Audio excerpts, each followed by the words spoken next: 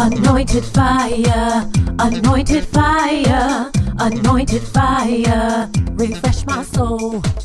Anointed fire, anointed fire, anointed fire, refresh my soul. Are you ready for your miracle? Are you ready for your breakthrough? Oh yeah. Hello, my name is Tiffany and welcome back to Anointed Fire. I wanted to talk to you today about adultery. One of the things, I was just watching a show on TV, and it was a well-known star who was killed by his mistress.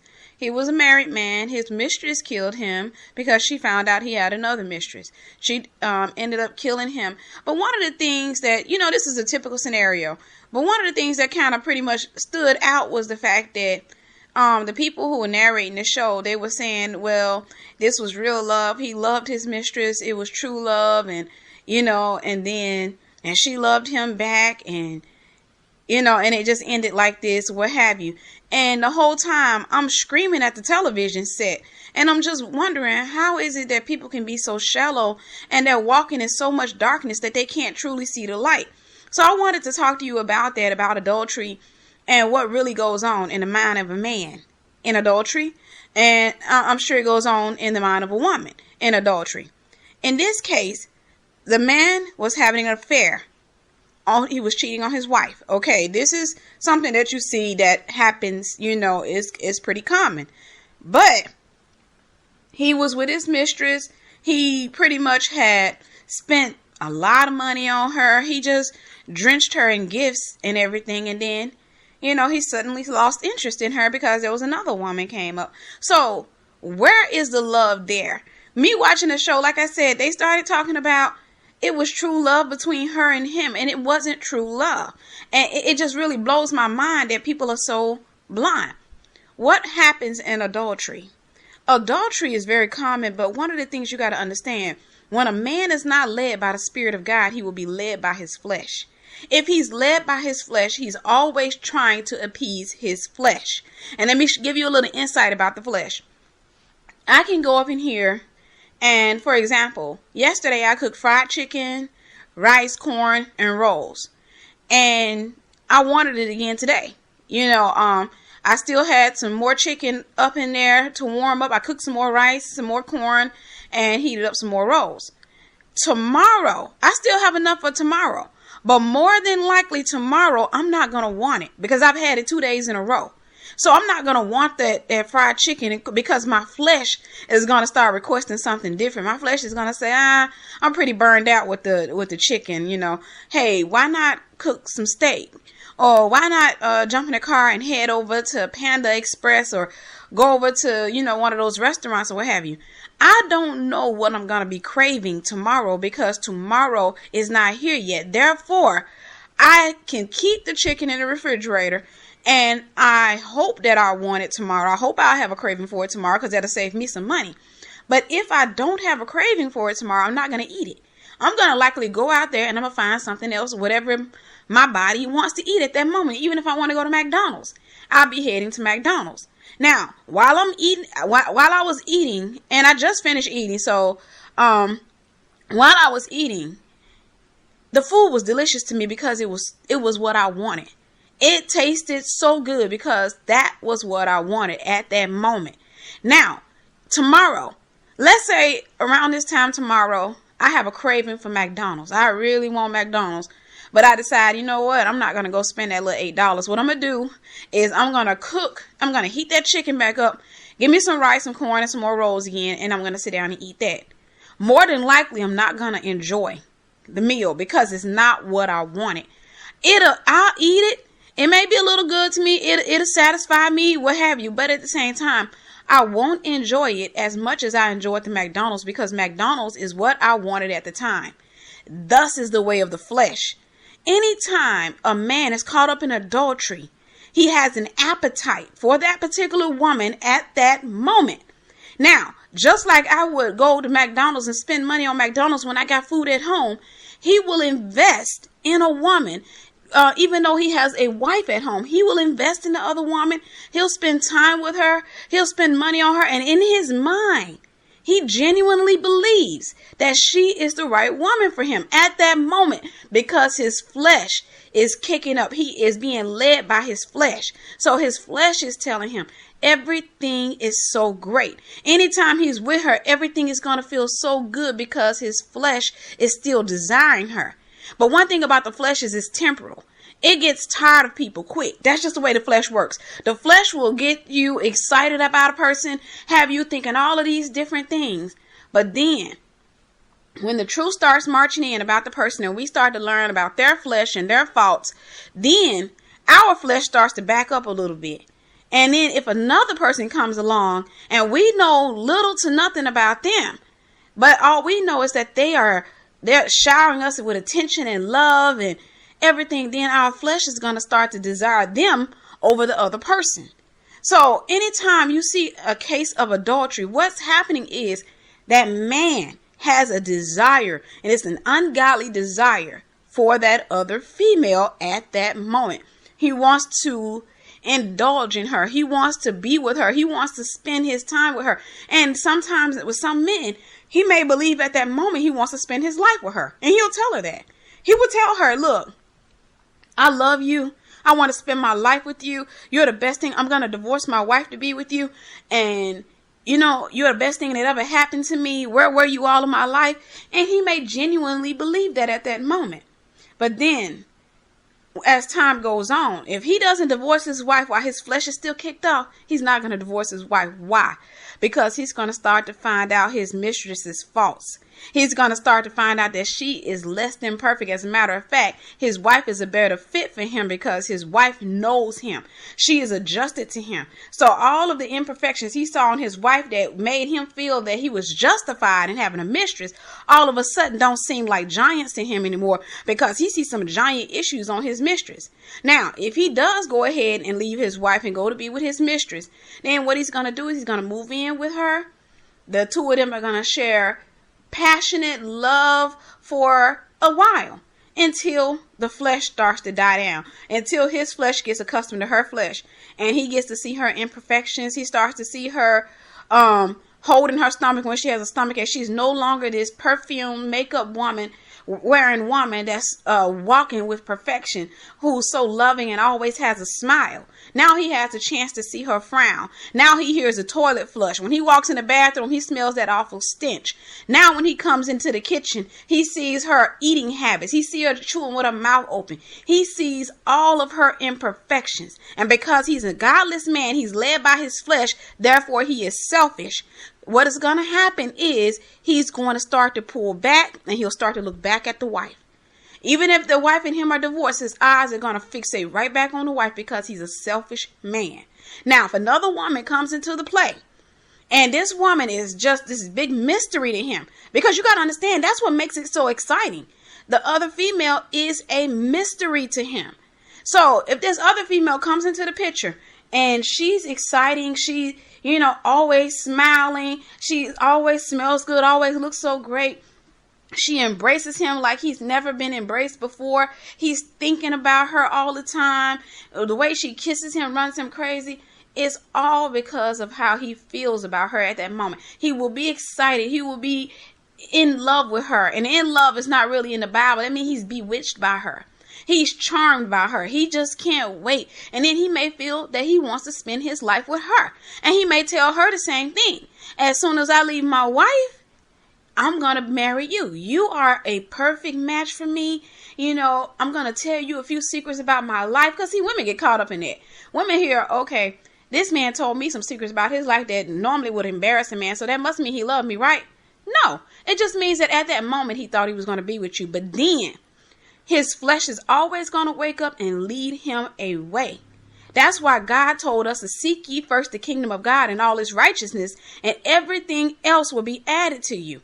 What does this mean? God is telling you to seek him, seek his word, seek to do his will. And he's saying he'll give you the husband. He'll give you everything else that you want, but just seek him. Don't go seeking a man, because when you seek a man, you got to seek him by the flesh, and you're going to find a fleshly man. And a fleshly man is led by his flesh. He is not led by God. And because he's led by his flesh, you are something that he can throw away at any time. You're not something that is in concrete, because you got to understand, he's not faithful to God. So how is he going to be faithful to you? He's not going to do it. He may be faithful to you in the beginning. You know, everything is exciting in the beginning. You know, you get those men that they just kind of move. I mean, they get, it's just everything is intense in the beginning. Everything happens so fast. You know, it just, you're intensely in love. He's calling you on the phone. You know, he's like, look, babe, I'm in love with you. I want to give you children. I want to do this and I want to do that. You believe him. And guess what? He's telling you his truth at that moment. That's what he feels at that moment. But he comes around and the two of y'all start moving fast. He impregnates you and everything. And now while you're pregnant, nearing the end of your pregnancy, his attitude has changed. Or by the time the baby's born, before the baby's a year old, his attitude has changed. He's no longer that man on the phone telling you how much he loves you and how much he wants to be with you. Now he's over there. He's bewitched by another woman. He has already lied to himself. He bewitches himself and the other woman helps him. He is in love with her now. And now you're a problem because he had high hopes for you. He thought you was going to be this great thing, but he messed up and he saw your imperfections. You had the nerves to let your imperfections show. Understand that anytime you get a man with the flesh, you better keep that flesh looking young for the rest of your life. You better be the best thing out there smoking. You better get out there and exercise like crazy. And still understand that still is not enough, because there's always going to be a sister who looks better than you. So you're going to always be in competition. You're going to always find yourself trying to figure out, what else can I do to get him to be faithful to me? An unfaithful man is just that. He's unfaithful. He's unfaithful to God. Therefore, he's going to be unfaithful to you. So don't take it personal when he runs off and he's with another female. Don't take it personal. If you run out here and you play the other woman, then guess what? More than likely, what's going to end up happening is you're going to end up being on the other end of his adultery. Because, see, you got to understand, when you are the one playing the adulteress and you're having fun with him and you're watching him come and, you know, he's breaking his wife's heart to come and hang out with you, and you get to laugh for a little while. But let me tell you, when it starts to hurt is when you actually get her position. Is when you actually find yourself in her position where you are now the woman who loves him. You're now the woman who's in the house with him. You're now the woman who made plans for him. You're now the woman who has made investments into your future with him. And he's out there with another female. And in the case what I saw on TV, the woman ended up killing the guy. The mistress killed the guy because, you know, he was having an affair against his wife with another woman, because he wasn't cheating on her because she was the mistress.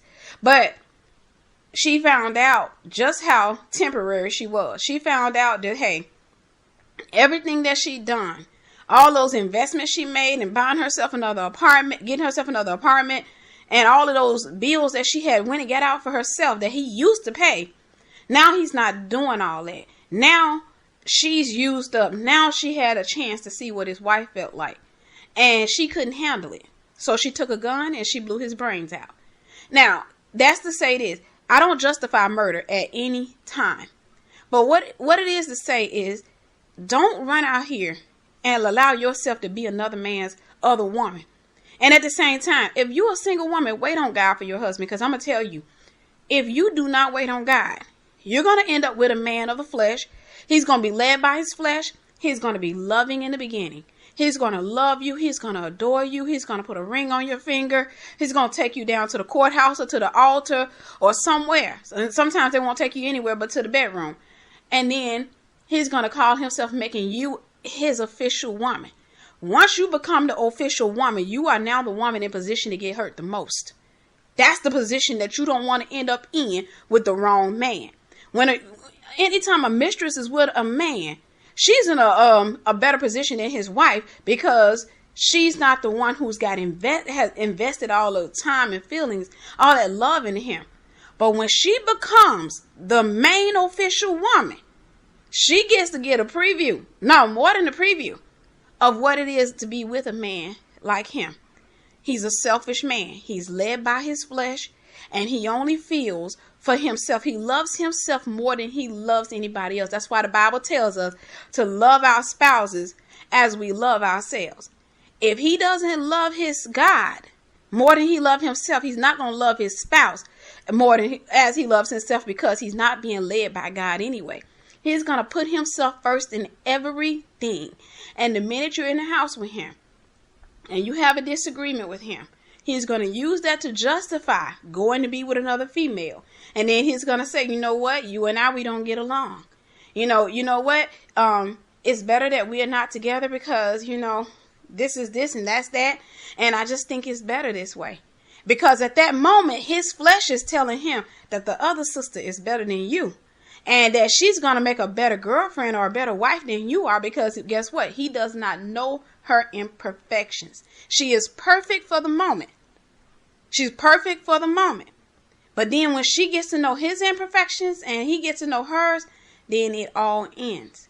So I wanted to give you an inside look at adultery and the mindset. And if you happen to be a wife and your husband is committing adultery against you, and let's say he's hurting you and he wants to move on to go be with the other woman, I'm going to give you some advice that it'll probably hurt you to even consider taking it.